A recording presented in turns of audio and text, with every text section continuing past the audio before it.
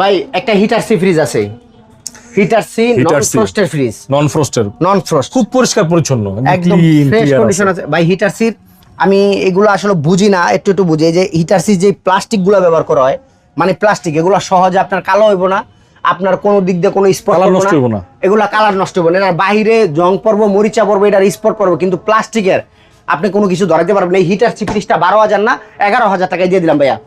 Samsung এর একটা fridge আছে দেখেন, স্যামসাং চয়েসফুল একটা ফ্রিজ, একদম ডিসপ্লে সব আসবে, মাথা নষ্ট একটা ফ্রিজ। নেন আর চালান, নেন গরু গোস্ত ঢুকান, নেন মাছ ঢুকান, ঢুকিয়ে খালি বরফ করে খালি হাত দিয়ে বাইরান।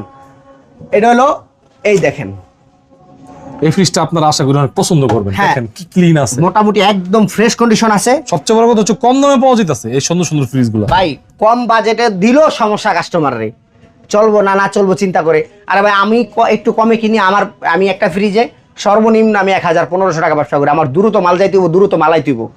আমার প্রতি সপ্তাহে ভিডিও আছে, আপনারা বাইরের ভিডিও তো ঢুকবেন, একদম পুরো মেন ভিডিও তো ঢুকবেন, ঢুকলে দেখতে পারবেন। এই ফ্রিজটা আজকে দিব 22,000 টাকা ভাইয়া, 22,000 না 20,000 করে দিলাম, 20 না 19 করে দিলাম, 19 না 18,000 করে দিলাম। যাক